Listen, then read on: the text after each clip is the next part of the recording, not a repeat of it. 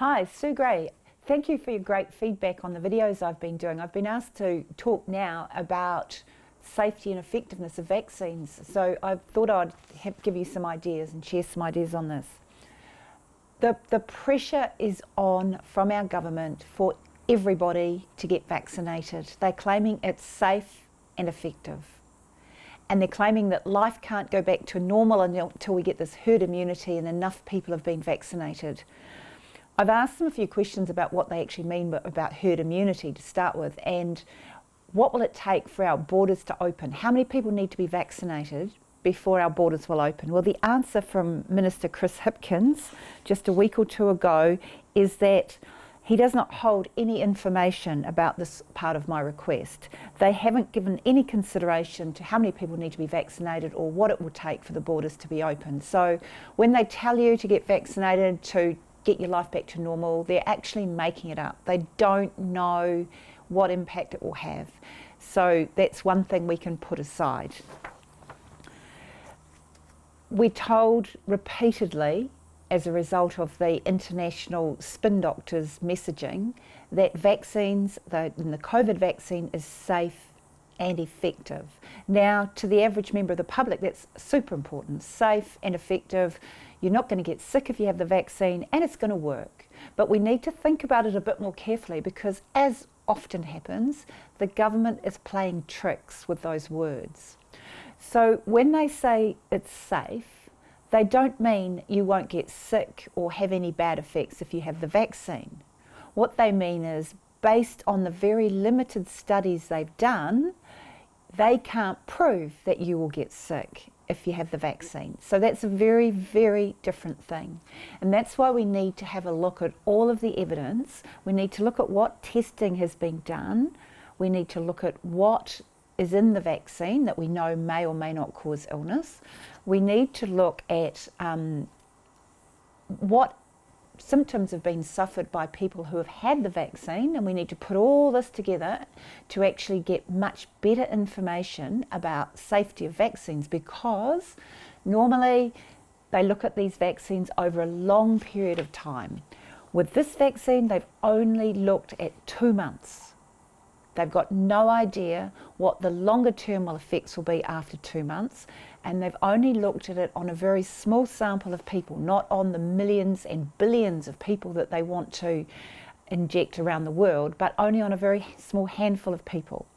And they haven't done the human studies, what they would normally do, the human challenge studies, which are where they first of all give you the virus itself and see how much virus it takes for people to get sick. And then they give you the vaccine and they see how much vaccine it takes for you to get better and how effective the vaccine is for making you get better, because that's the only way they can link the virus and the vaccine. Otherwise they're just guessing, and there's quite a bit of speculation about whether the SARS-CoV virus is actually even what is causing the symptoms in so many of the people who have been reported as dying from, quote, COVID. There's a lot of speculation that it's fact that the number of cases of flu have almost disappeared and been now reported as COVID. There's all sorts of other symptoms that cause the same type of, or conditions that cause the same type of symptoms as what are reported for COVID. So we haven't got that very basic information to show that the virus that they think is causing these symptoms is in fact causing these symptoms, and in all cases, not just in some cases. The human challenge studies, I've got a report here from October 2020 where there's some expert comment on the need for COVID-19 human challenge studies, so that they want to know what symptoms people will get if they use the vaccine and then are exposed to COVID. Will it stop them getting sick? It's the only way of really testing for sure in humanity as opposed to in the laboratory, and we all know things can go wrong in the laboratory. So that was in October. They were talking about whether or not they needed to do it. I found another article in January, the end of January, saying that in England they were thinking about doing some human challenge studies. So that was just a month or so ago. They haven't actually done those studies, and that was in England. They haven't done any at all, of course, in New Zealand. So we actually don't have any really clear evidence about that this SARS virus causes COVID or that the so-called vaccine cures it. All we've got is this based on laboratory studies that they think that you're less likely to get sick if you have the vaccine, and they don't know whether it will then stop you transmitting it to other people. And that's of course a huge one, because if the vaccine is not stopping you transmit, then how can it be effective? Isn't that what the whole purpose is? Isn't that why people are being bullied to have a vaccine for the good of society? Because if the only concern is the effect on them, well, surely it's 100% up to them. If the concern is that you might be a carrier that might spread to other people, well, don't worry about the vaccine, because they don't know if that makes any difference or not anyway. It's irrelevant. So we've got to be really careful about what we're asking and what language is used, because the PR machine that is rolling out around the world on this, the drug companies and their specialised communicators are very clever in the way they say things, but their words of safe and effective are definitely not the common use of the language, and it's very, very misleading and deceptive if you take the vaccine believing it's safe and effective and then you learn that actually it's not. So effective, I think nobody can say whether or not it prevents transmission. Safe, well, how do we know if it's safe or not? Normally we'd look at all of the safety studies. This time they've only done safety studies for 2 months because it's been so truncated, the whole process, so sped up.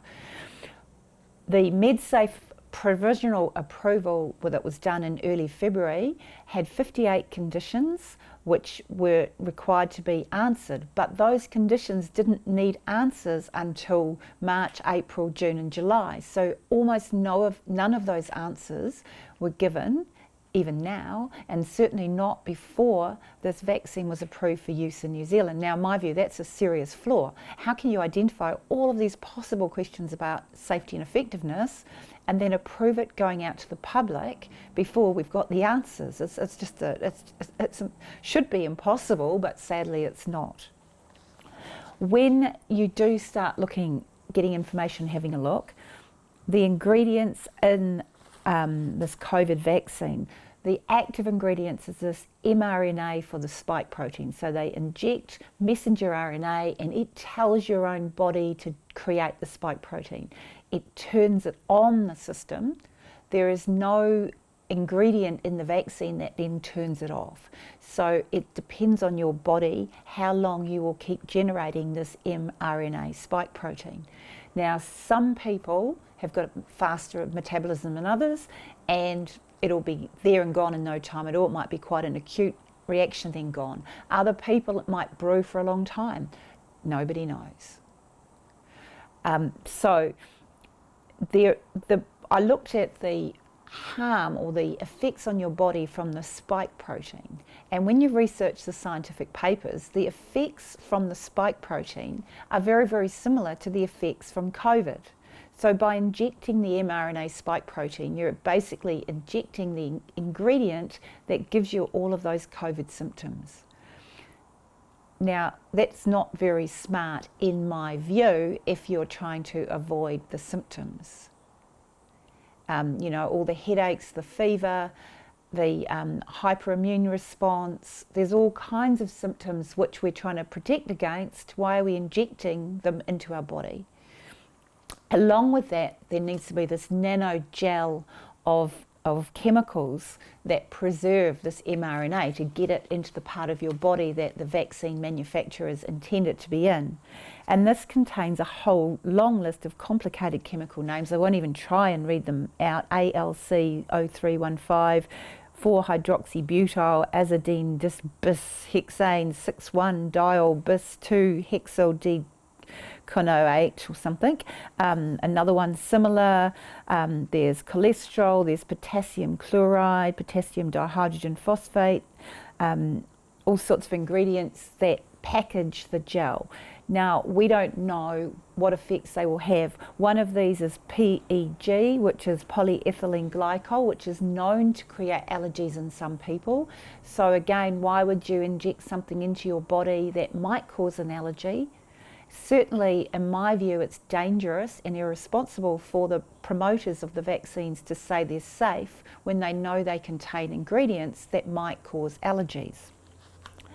When they look at these safety studies, it's very important to understand they don't look at very much at all, really. They look at any immediate symptoms that people who are in their control groups suffer from.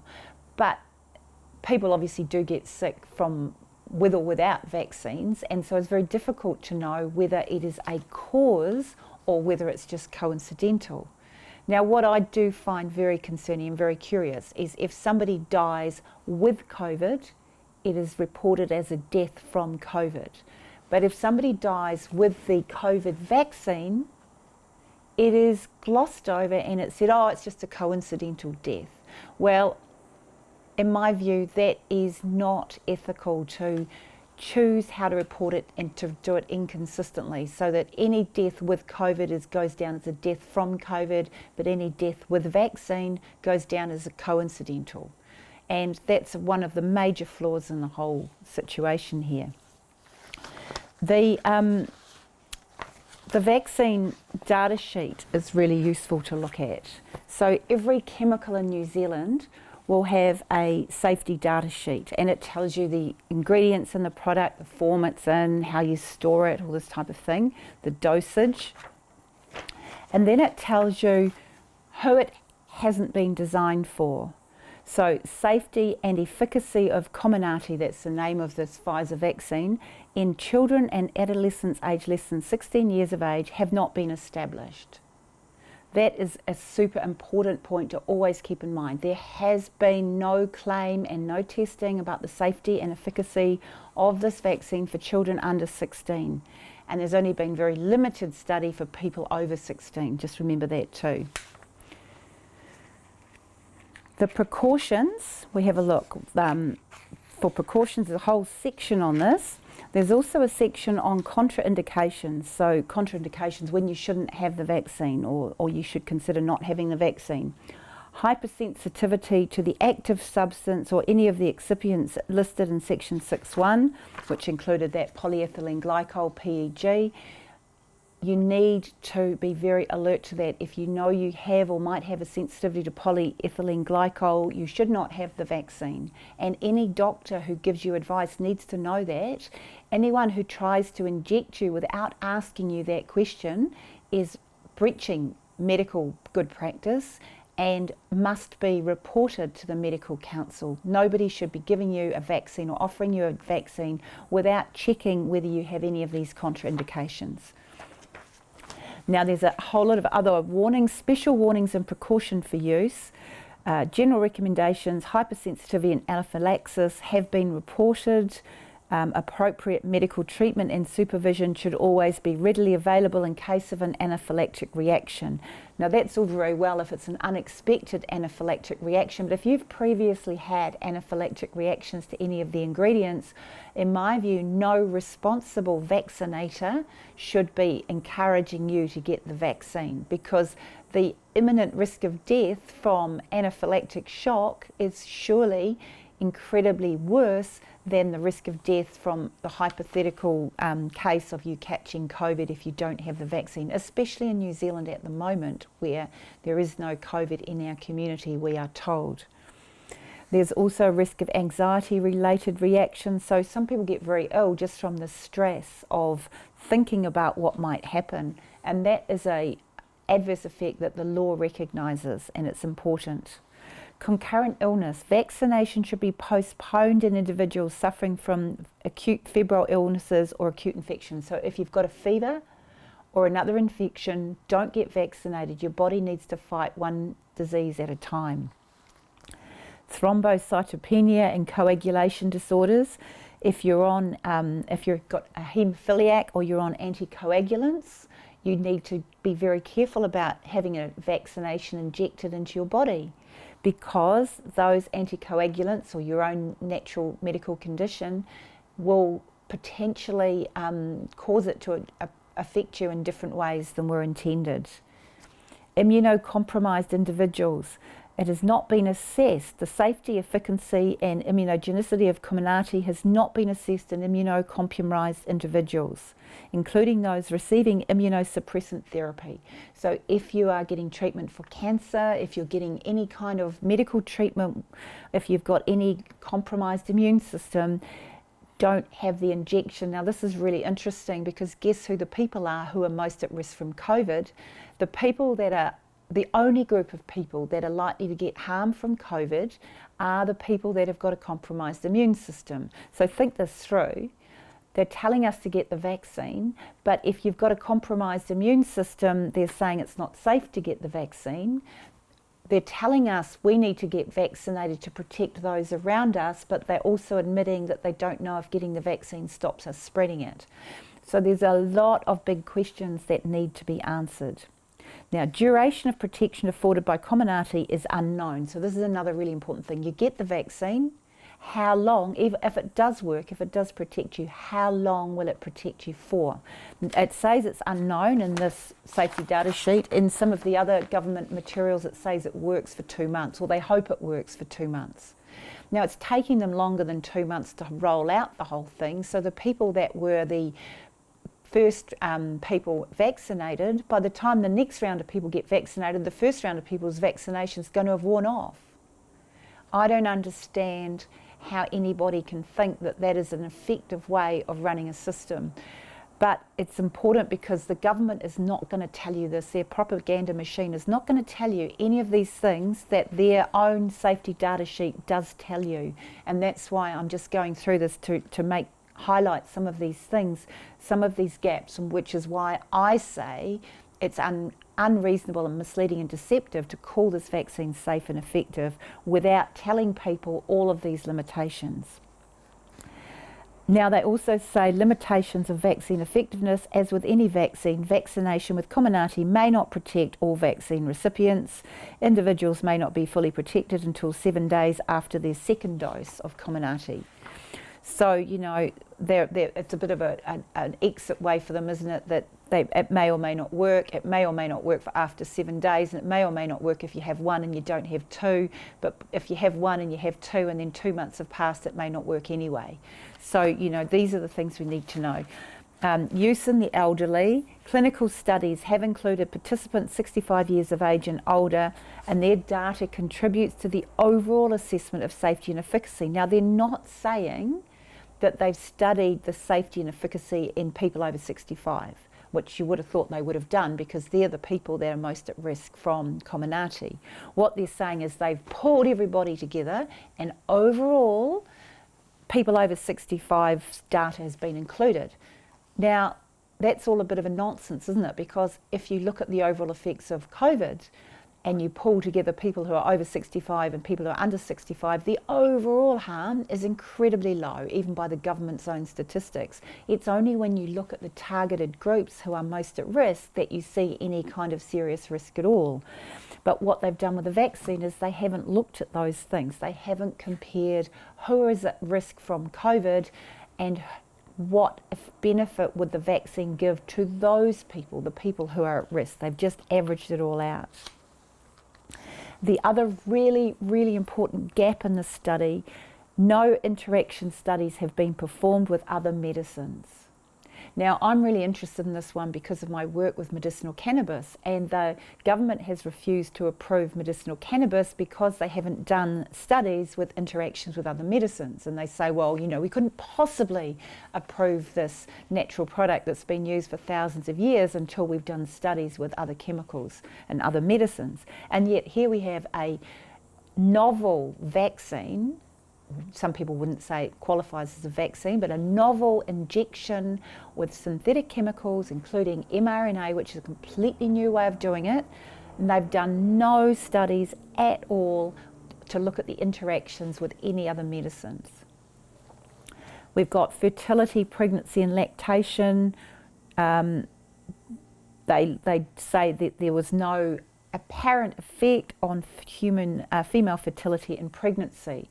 They haven't looked at the effect on the fetuses. There's no research, but what we do know from the reports, the adverse vaccine reports, is that there have been a lot of miscarriages reported very soon after the injection. Now, that is a big red flag, and in my view, a responsible doctor or vaccinator or government or promoter of this vaccine would be highlighting this risk to pregnant women to say, we don't know.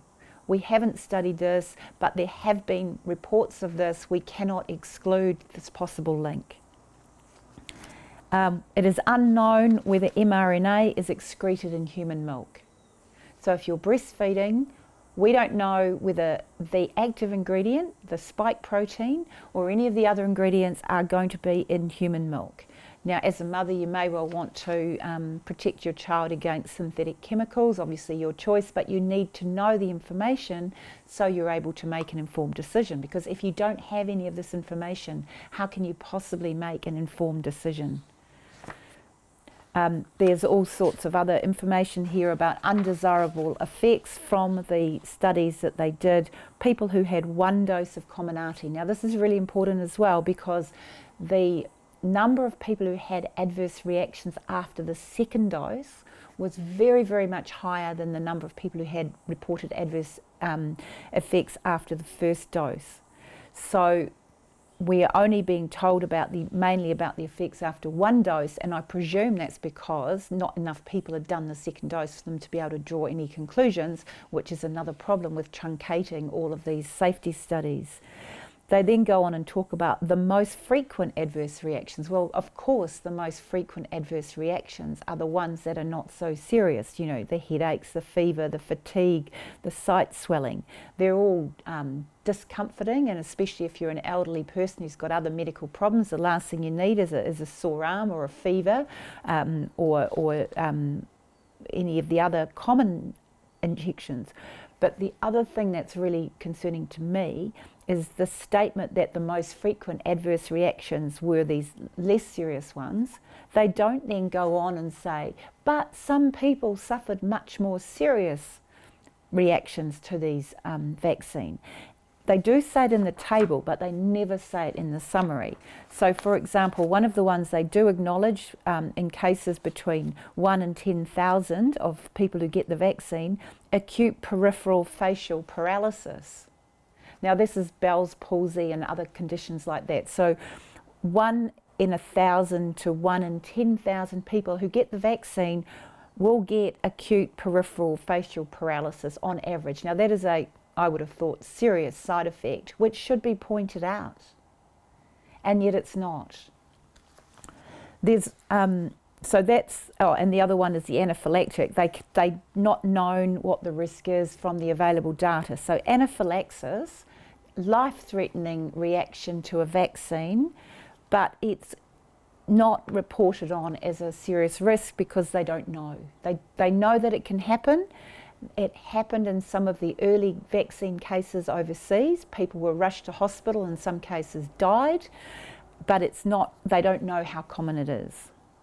So this is, it goes on, there's pages of this information, but what is so important, and this is why I point out time and time again, do not be taken in by fake claims that it's safe and effective.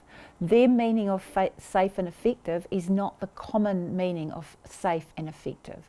Do your own research, understand all of the risks.